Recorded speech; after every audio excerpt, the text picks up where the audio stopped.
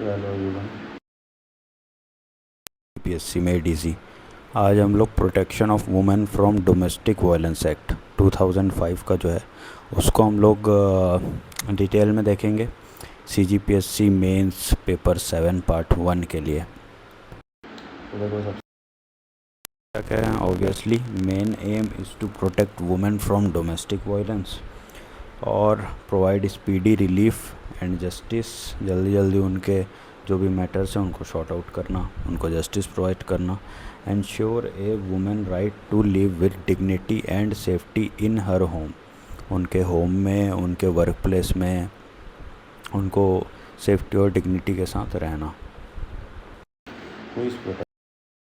Rights है वो women's के लिए, कोई भी वुमेंस के लिए, हाँ कोई भी वुमेन के लिए, चाहे वो वाइफ्स हों, मदर्स हों, सिस्टर्स हों, डॉटर हो, विडो हो, अनमैरिड हो, कोई भी वुमेन हो, उनके प्रोटेक्शन के लिए है। So in a domestic relationship with the abuser, अगर किसी जो अब्यूज़र है जो वायलेंस कर रहा है उसके साथ ये डोमेस्टिक रिलेशनशिप में है, उनको प्रोटेक्ट करने के लिए। Living in A shared house hold, okay, हाँ लिव इन रिलेशनशिप्स भी काउंट होंगे। अगर आप लिव इन में रहते हैं तो भी काउंट होगा।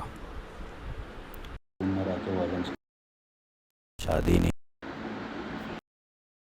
डोमेस्टिक वायलेंस है क्या, ये डिफ़ाइन करने के लिए भी आपको बोला जाता है 2 मार्क्स में। तो any kind of physical abuse, verbal abuse, emotional abuse, sexual abuse, economical abuse. क्या क्या? Physical abuse, emotional abuse, verbal abuse, economical abuse, sexual abuse. अगर फिज़िकल अब्यूज़ में बीटिंग, स्लैपिंग, हार्म करते हो, अगर आप मारते पीटते हो। इमोशनल में वही, इमोशनल वर्बल में गाली गलौज, इंसल्ट, अब्यूज़, ह्यूमिलिटेशन, थ्रेट। फिर सेक्सुअल अब्यूज़ में ऑफ वो marital rapes, forced sexual act. Economic abuse में not giving money, not providing enough financial assistance to meet basic needs, है ना, ये सब। फिर की डेफिनेशंस हैं कि एग्रीव्ड पर्सन कौन है। वही पर्सन जो वुमेन है, women facing domestic violence. Then respondent जो एडल्ट मेल है, नाउ इंक्लूड्स रिलेटिव्स टू, जो उनके रिलेटिव्स हैं, घर के कोई भी हैं, वो सब। देन शेयर्ड हाउस होल्ड, तो house where the women lives और हैज़ लिव्ड। देन देखिए राइट्स ऑफ क्या दिएगा, जो वुमेन है वो उसके क्या राइट्स है। तो पहला तो right to residence, a women can not be evicted from the share household. ऐसा नहीं कि उनको भगा दिया, आप रखना पड़ेगा हाउस होल्ड में। She can live in the house even if she has no ownership rights. And the right to resident is independent, not affected by any other law. Then देखेंगे major reliefs provided by court. Protection order, stop the abuser from committing violence और contacting the victim. मतलब ये नहीं कि बार बार उनको contact कर रहे हैं, वर्क प्लेस में जा रहे हैं और फ्रिक्वेंटली अब्यूज़ कर रहे हैं, तो उससे protection order. Residence order, eviction prevent करना, allowing the women to stay in your house.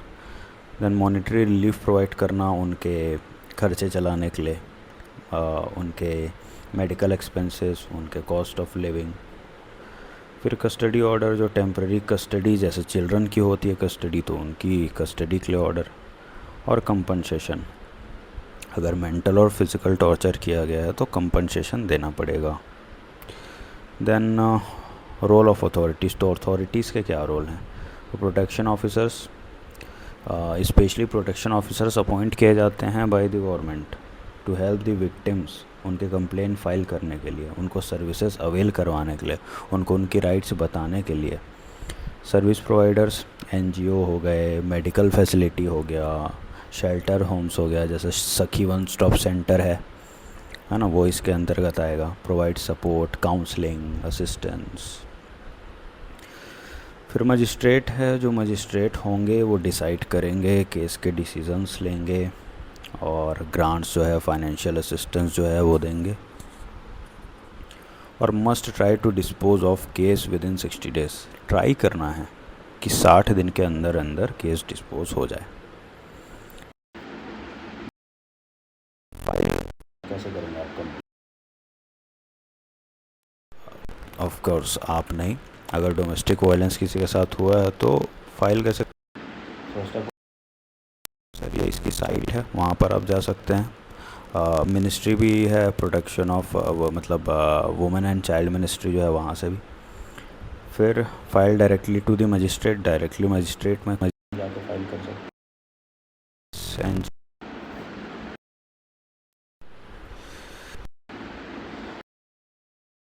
Breach of orders, अगर if the abuser violates the court orders आने के बाद भी अगर वो उसकी नहीं मान रहा है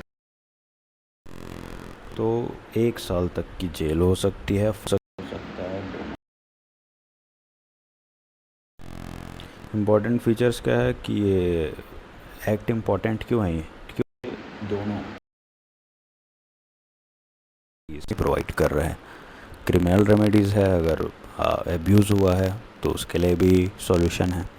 सिविल है, असिस्टेंस पैसे वैसे देने हैं, ग्रांट दिलाना है, होम शेल्टर वगैरह, तो उसके लिए भी। लिव इन रिलेशनशिप को भी रिकॉग्नाइज़ करता है।